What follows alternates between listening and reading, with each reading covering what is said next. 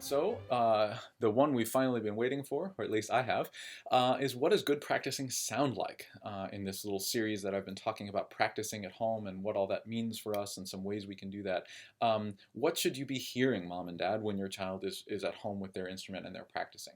The most commonly asked question we get in emails, at parent-teacher conferences, whatever, by parents is, I know nothing about strings. What should I be looking for? Or I can't carry a tune in a bucket with both hands. What should I be looking for? And so let me hopefully give you a few things that your child should be doing on a somewhat regular basis when they're practicing. Not all of these things happen every practice session, but these are some tools that you have in their toolbox that they should be using. So one of the things that we start off with all the time is just simply clapping and counting rhythms. If they're looking at a new piece of music they've never seen, they might just need to go 1, 2, 3, rest, 1, 2, and 3, rest, and just kind of figure out when the notes occur in the music.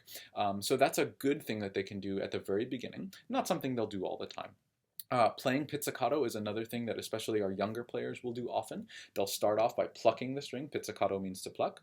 So they'll start off plucking the string a few times to kind of figure out the notes, figure out the rhythms, and then they'll go back and add the bow into that same spot in their music later on. So taking the complexity of having to deal with left hand and right hand at the same time by plucking first and then adding that bow in later once their left hand gets a little more solid on the routine. So those are some things they should do. Air bowing up and down or side to side. They might do that a few times to get some practice on the bow part of it. And then of course bowing it on the string. One of the things that's one of the most misconceptions, I guess, is that we should always practice by starting at the beginning and playing until the end straight through. Rarely is that actually the best way to practice. Sometimes it is when you're in a performance-ready state. You do want to be able to play it through and really think about the whole scope of a piece of music. But for the most part, in the learning process, we want to be working on those tricky spots and stopping and starting and fixing a lot. So there's a lot of spot work, or spot cleaning, as I like to call it. We don't necessarily clean the entire house every single week, but maybe we'll do some spots. We'll do the dishes. We'll do this, there, whatever. We'll do some spot cleaning, and then we save the big cleaning for later on.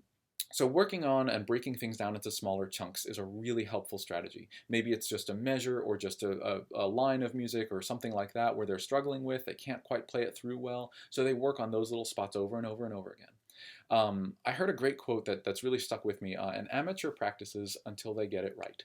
A professional practices until they can't get it wrong. So in that whole idea of working in spots, we don't want to just get it right once. We want to get it right a bunch of times. Again, going back to that first video and something I've said all along about muscle memory, where we're doing this thing over and over and over again, and we're training our fingers and we're training our arms. We're training mentally the routine of what the notes are and what comes next. We're training our ears. What does this piece of music sound like? All of those things don't happen by doing it one time. They happen by doing it repetitively over and over and over again. So those are the things that your child should be doing, and you should be seeing pretty consistently in their practice time. And really, if they do that, if they do a little warm-up, play a scale or something first, and then they do those things, that 20 or 30-minute goal of practicing will really be accomplished pretty easily. I don't think they'll be struggling to go, what can I fill up 20 minutes of time with, if I'm practicing carefully and consistently and correctly. If I'm just running through it over and over, it gets frustrating, it gets boring, and frankly, it doesn't really accomplish a whole lot. I always live by the mantra that I should be a better musician by that time I'm done practicing than when I started practicing. So if I start here and 20 minutes later I'm not better at something, I wasted my 20 minutes. I really did.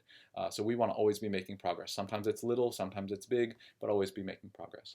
Hopefully this has been enjoyable and helpful and informative. If you ever have any questions, feel free to email us. My email, or Dr. James or Mr. Gardner, you should have all of those emails.